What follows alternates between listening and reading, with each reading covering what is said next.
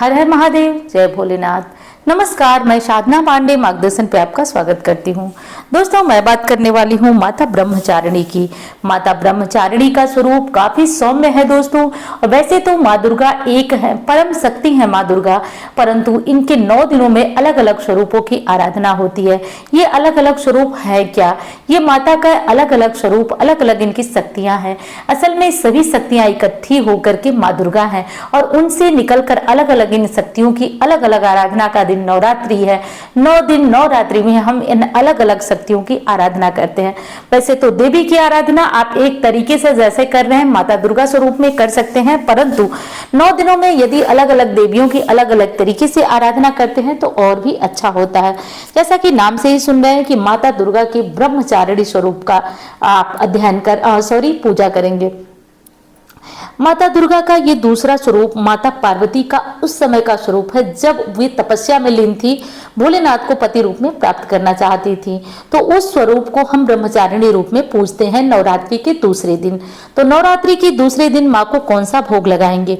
माता को आज के दिन दूध का भोग लगाएंगे। गाय का कच्चा दूध माँ को भोग लगाइए।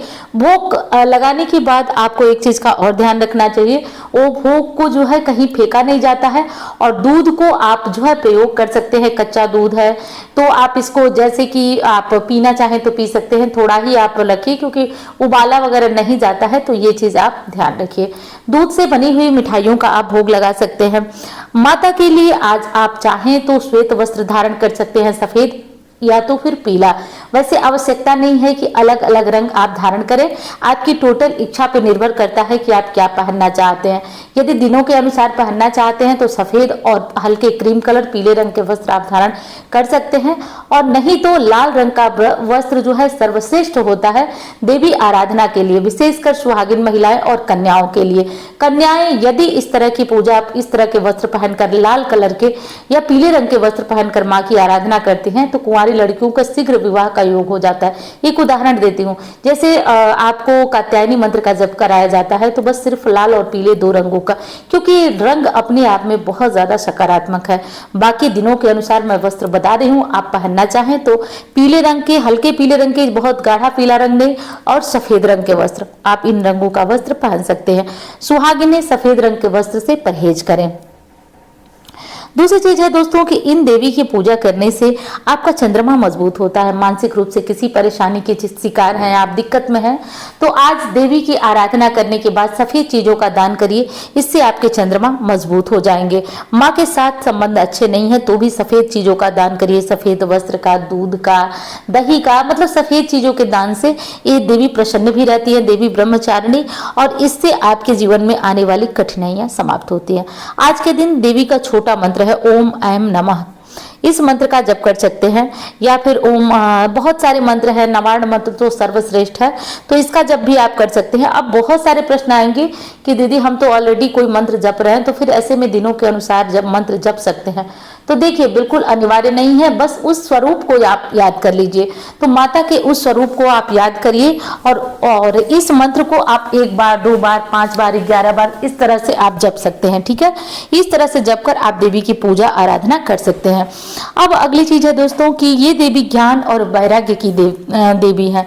आज के दिन आप अपने बच्चों को भी देवी की पूजा कराएं। सफेद चंदन का तिलक बच्चों से माता की तस्वीर, फोटो, मूर्ति पे लगवाएं, और कोई आवश्यक नहीं है कि देवी के 9 रूपों की मूर्ति, फोटो आपके पास होनी चाहिए। देवी दुर्गा में ही बस उस स्वरूप को याद करिए, बच्चों को तिलक लगवाइए, सफेद चंदन बच्चों के माथे पे लगवाइए, इससे उनके गुस्से में कमी आती है, साथ साथ बच्चे अपने जीवन में अग्रसर होते हैं, आगे बढ़ते हैं।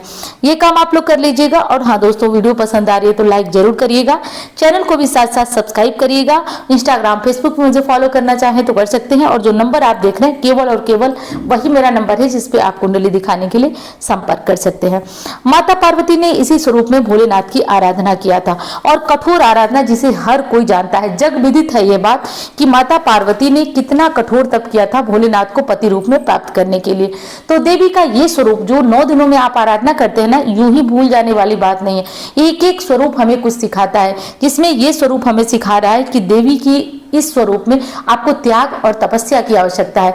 आप अन्य आडंबर करें न करें, बहुत ज्यादा चीजें देवी को समर्पित करें न करें, लेकिन त्याग, तपस्या, नियम, संयम, ये नियम चीजें आपको ध्यान रखना जरूरी है। तो चलिए दोस्तों, मिलती हूँ अगले वीडियो में।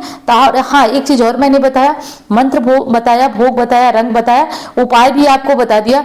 ये सारे उपाय आपको कल यानी कि नवरात्र के दूसरे दिन करना है। तो चलिए मिलती हूँ अन्य वीडियो में। धन्यवाद।